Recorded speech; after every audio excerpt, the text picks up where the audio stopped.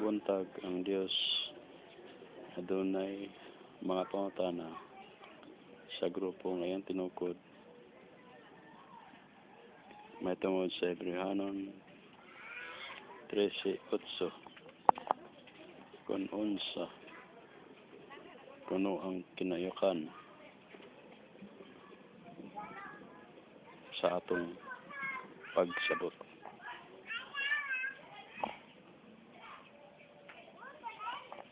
Itong masabtan karon kung unsa kini. Kay wala bisan usa sa mga tao nga nakatubag niini.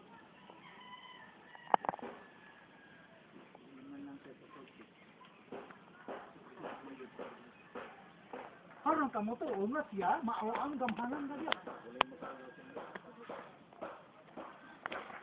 Ang kanang manunod ginuha sa Dios. Ginuha sa Dios. Unsa dayon sir? Dili itong ha manunod kung wala gibuhat sa Dios. Kaya ang Dios was sinugdan. Itong harang po dang wala. Isa. Ano? Ang yuta, di mo tunga. Ang langit ito, may kanal. Matod sa Ginoo, itong ang hayat. Sa iyang papanulong. Wala, matunod.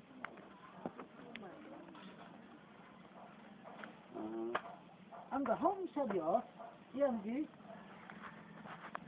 hukang, sige. Ha? Di hukang ba yan? Sabi ha, na nakita ni Lucifer na naay siya gahom. Kita ko din Lucifer. Manundod tayo. Ano, mag-iisip sa puno, sa magmandi. Nasina siya. Nasina! Kunahuna dayon si Lucifer. Di pa ni siya si Katalsa. Si Lucifer pa ni siya. Di pa ni siya dragon, di pa ni siya serpente, di pa ni siya bitin. Ang sa kinong sa kalatan, nagunang nga siya, na iyang turno sa kuro niya, nabaw pa, sa niyong turno sa kalitan. Iyang laban. Tuyo ni Lucifer niya, ang Diyos, maol mo hapa, upusin ko niya. Iyag yung gisubo, ang Diyos na musimba niya. Muhapa niya. Malaksa ba na ito? Na iyang gisugo, ang Diyos na muhapa o musimba niya? Matthew, chapter 4. Maktod sa Yawa. Pinito nang akong lingkarian. Kung ikaw muhapa o musimba ko. Mao ituyo ni Lucifer nga ang Diyos, mao ang muhapa. Makapa-hapa sa iya o musimba sa iya. May katuyuan. Mao nga natigubat siya, kutod siya mahimo, kaya nagtuo siya nga ang manununda na iyon, dinumalahan nga na ang kuha niya, waman makuha ang manununda, dinumalahan ni Gabriel ni Bigit. Siya biya ang magsusumbong pastor, hindi mo siguro na, magsusumbong at daw gabi. Ang iyang isumbong, tumutumaan niya, katong manununda, nga di mo tuo sa iya. Kana hindi mo dapat siya, alam niya man po, kung ano si dapat na siya ha. Hindi niya, butang-butangan. Ada mo gabiin, nagasumbong si Lucifer. Diba, ang iyang nakuha, ang usa kabahin sa manunda, sa tulo, matod ha? Sa tulo. Usa kabahin ang iyang nakuha, nagpabilin ang duha, kabahin. Kamatid yan na niya sa duha. Di sampag makuha pa ni Lucifer, pastor, kining tulo. Yun niyan makayaan nila. Ano naman? Sumatin.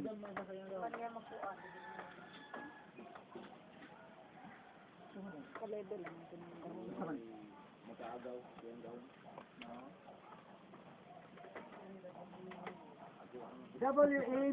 W-M-A-K-S-I-J.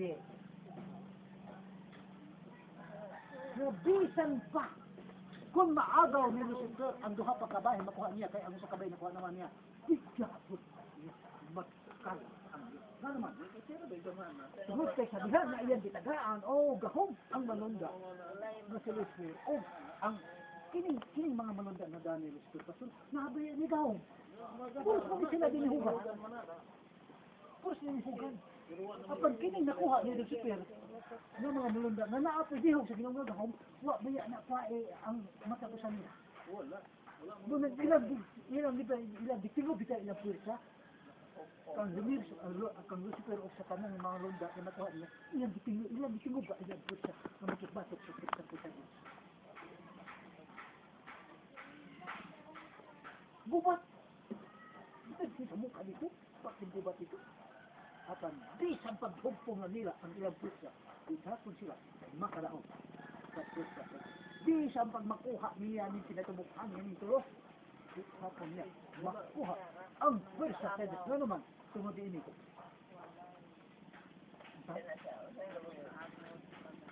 Wala.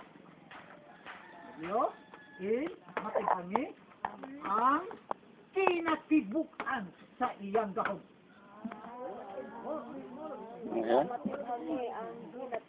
Wala matibhangi ang kinatibukan sa iyang gahom.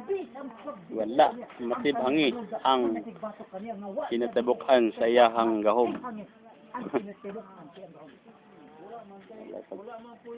Wala agad. Bagay pagkausab di. Disin. Pati ng panghatag sa Ginoo siyang gahom. Ikan kang Lucifer hangtod sa tanang malunda, hangtod sa tanang mga katawhan. Kang Moses, kang Joshua, kang Khalid, kang Eliseo, kang Elias, Uman ang mga ikuan. kang Jeremias, o sa mga Bagi surya masino atong wan sa balota. siya sa mao sa Wala na kuhaan. karon naga panghatag nagabahog siya silang gahom. Apan wala kay matibhangi. Di ba wala nakuan man to? Ang kinatibukan. Kinatibukan dahil no? Man ako ang kinatibukan. Kadako niya ang kinatibukan. Ang kadako, ang kinatibukan. Wagi na cancer. Puros 99. Hindi kasi flawless na ang tato. Magay nakakuha, sir. Kaya 99.9. Agad. Agad makasabot. Kay hangtod karon ang Dios nakapanghatag. Wala matibhangi Hunong ang Dios ang panghatag. ang kinatibukan sa iyang gahom. Sa mga ubang mga pastor. Ang pinakalagdom kinayukan sa mga pulo. Wala ngay magpursada na nagakangkuya o masakit. Kaya ba siya sa Ginoo sa kalibutan? Ay sa pagwala na sa Ginoo sa kalibutan, yung balik na dito. Nawa na ba? Ano na ka? Bruhano! Sa ito, kawalay katapusan. Ang iyang gapong na tinatabukan sa mga kabinig sumod sa Diyos niya na hidhan pa niya. Ang iyang tinatabukan na gahong pilipin na kita. Di ang pag nagabok siya sa tagbo kay Nino. At matod pa sa Joel Kapitulo 2, versikulo 12. Nasa kaharian mga adlaw, iyang igabubo ang iyang espiritu sa tanang unod. Ang iyang gahong iyang paggabaw sa tanang unod. Nasiid ka na unod. Iyan ang dikanan. Ang masakayang kita ko kay Nino. Kapag wala kayo. Bisan gamay magtibakangan ang kinatibukan siya mausap natin. Hangtod sa walay.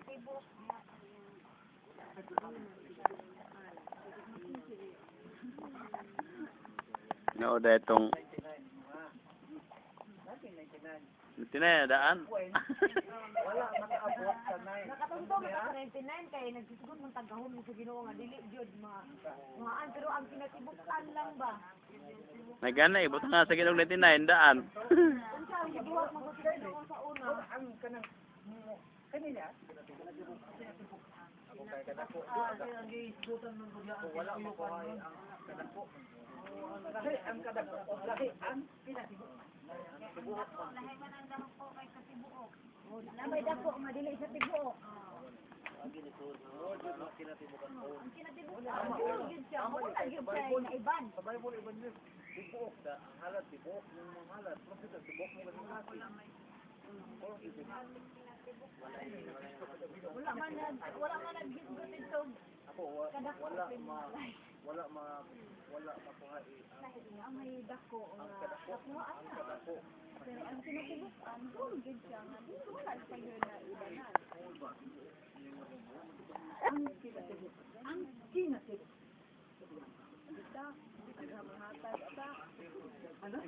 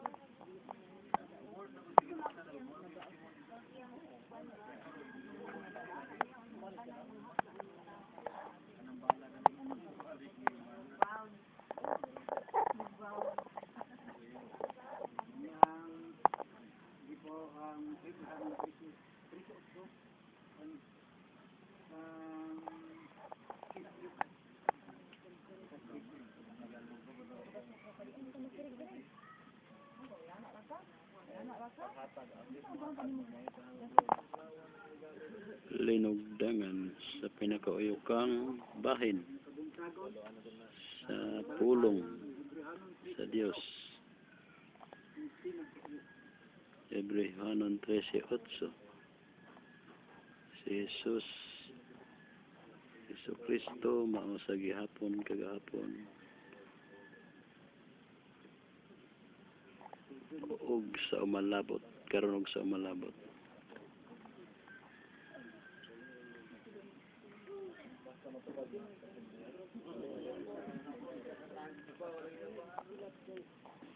Ano, wala matibhangi ang kinatibuk-an sa iyang gahom. Kanang pinaukan at